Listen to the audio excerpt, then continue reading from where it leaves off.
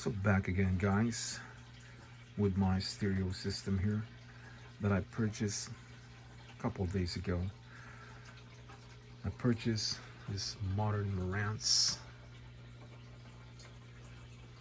something different. I've been always have vintage stereos, receivers, amplifiers from the 60s and 70s. And today guys, I want to try the modern Marantz, what it sounds like. And still they have different sounds from vintage and the modern ones. The vintage, it sounds more clearer, refined, and the bass, and it comes with the loudness button. And the modern one guys is just you adjust the bass from the receiver. There is no bass button to put more bass to the speakers to make it more more bigger, which is the sound. But the vintage, it has that loudness button plus the bass.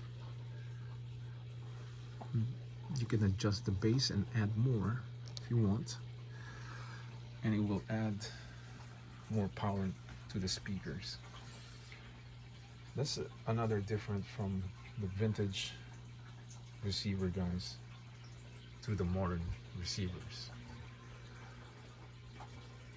My theory guys, if you spend thousands and thousands of money for the modern Marantz receiver or any types of receiver guys, any type of receivers, if you spend starting $1,000, that would create a lot of ingredients in that machine. It's because the more money you pay, the more benefits you get. It's like cars. If you buy Mercedes, BMW, it costs more money, but the benefits you get when you're driving the car, it's totally different driving the European cars, the cars that cost more money than regular cars. So if you spend 40,000 for a regular car and you spend 60, 80, 100,000 for European cars, absolutely. It's the same thing with you went to the restaurant and you buy food. You order food, when it costs more money, what you're paying for, the better. That's no question asked. It's not a rocket science to figure it out. That's the way it is. But sometimes guys, they still have good stuff, even though it costs less, you know, like this stereos guys. The vintage ones guys, some of them are cheaper, some of them are very expensive, some of them are good even though the price is not that expensive. But the modern one guys nowadays, 2021, when you buy receivers or amplifiers, it costs times, I would say times two. And it's because today the cost of living, it's more expensive than 1960s, 70s.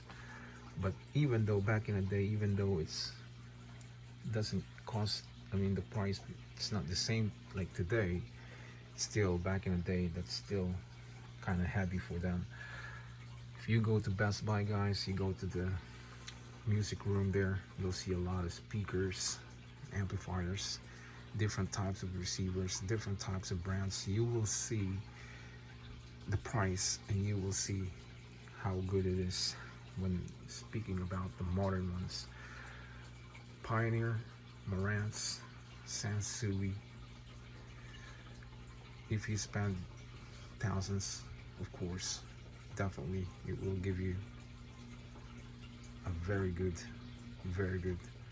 benefits. So speaking about the vintage, guys, like I said, I like the sound of vintage, guys. It's just because I think the Japanese people made this by hand, by book, by time, and by years before they sell it out of the country. US buy it from the Japanese and they sell it to in the United States. They sell it to the people that lives in the United States, and people love Marantz, people love the sound, and they buy it. If you see in the back of this receiver, guys, you'll see manufactured in Japan or made in Japan, or it says manufactured in USA and then made in Japan. They have businesses, they merge together to make money. So Japanese made is a pioneer. That is why they created that pioneer receiver, guys.